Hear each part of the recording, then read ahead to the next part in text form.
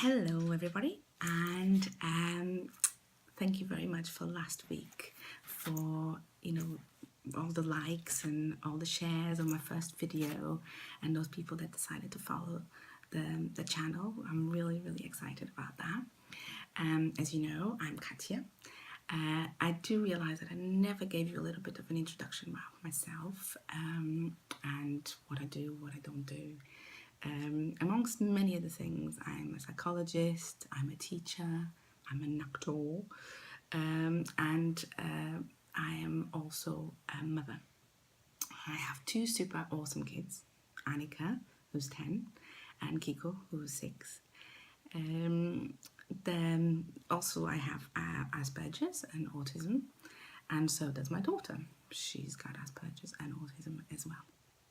For years, I have worked with children and adults, both with mental health problems and special requirements, and especially those individuals with special requirements. I don't tend to call them special needs. I call people with special requirements special powers.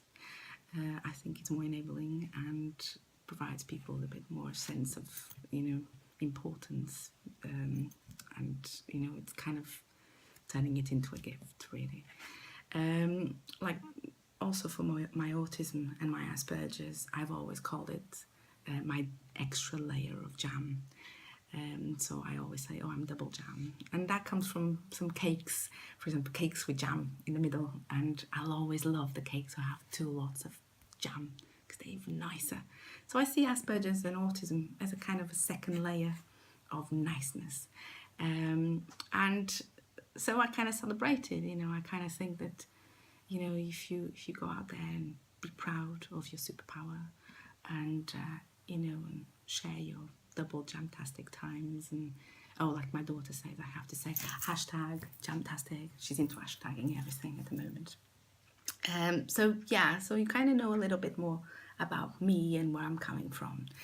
Also, my greatest belief is that there's no two people the same, whether they are neurotypical or whether they have a special power.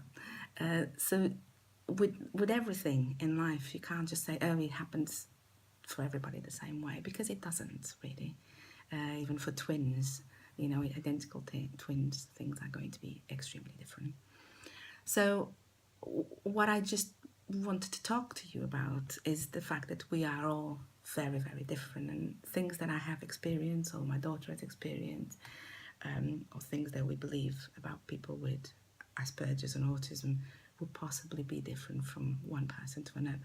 However, I do feel that I have got the capacity to understand things that have transpired in my life, and I have the benefit of being able to comprehend and explain to people why something was challenging for me when I was younger and even as an adult. And I suppose that would allow other people to understand how those with Asperger's or autism or whatever feel in a particular situation. And like last week we talked about eye contact. This week I would like to talk about showers. And you're probably like, what? Anyway, I always had a fascination with water since I was a child, and I love water. I'm originally from Portugal, and go to the beach all the time. I was fascinated with going in the water, swimming. The whole thing of being underwater for me was divine.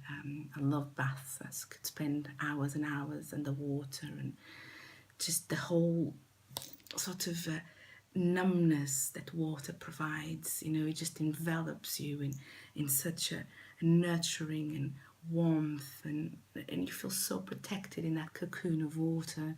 And it's, I don't know if it is for many of you, but you can let me know. It's just, I just love it. I can spend hours and hours underwater and so protected in that environment.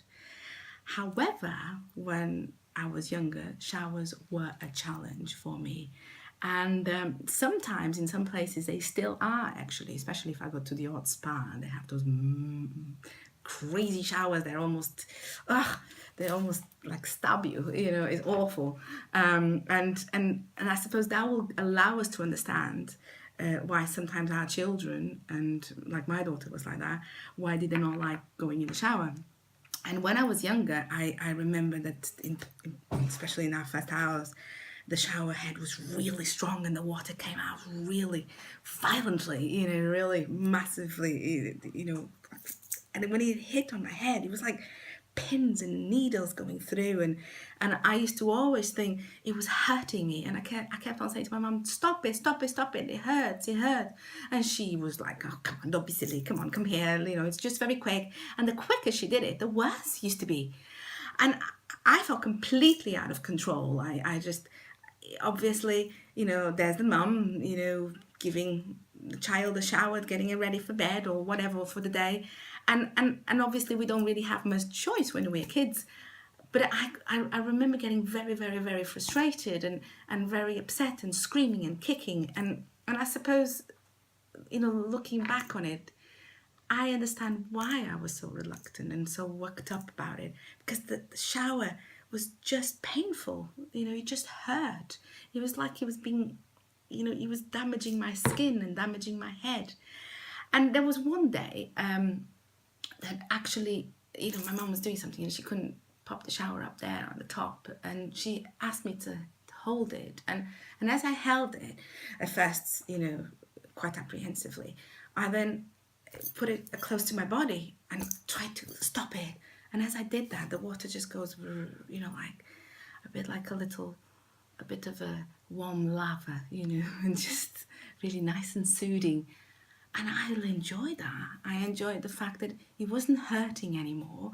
It was just kind of, soothing and enveloping my hand and enveloping my body. And then I kind of ran it up to my head really close, and the water just kind of, streamed down. And again, just kind of covered my ears and made a kind of a numbing feeling. And in fact, I discovered that actually was having the control of the shower and manipulating how fast the water would hit me, that became easier.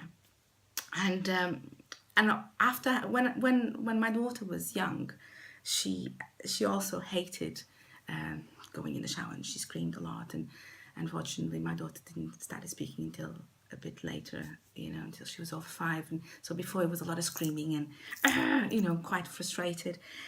But I remembered at that moment that I thought, maybe it's the shower, So I gave her the shower head, and at first, again, she was quite worked up. But now she loves showers.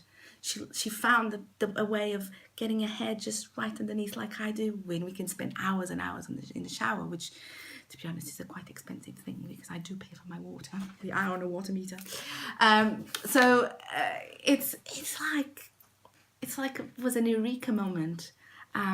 Anyway, so I don't know if this will make sense to you or not, but if you have Asperger's, or if you know anybody who's on the spectrum and has a bit of a challenge with showers and going in the water, perhaps it's important to understand how water has such a power in our skin and our feelings, and it can quite take over.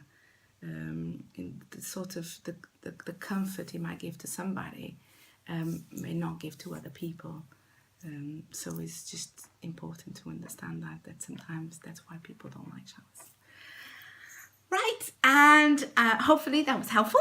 And this week was a bit of a longer video, so I'm really sorry about that. I will aim to be under 5 minutes, but I did have to introduce myself. So you have a lovely week, and let me know if you like this one or not. Okay, have a good week. Bye.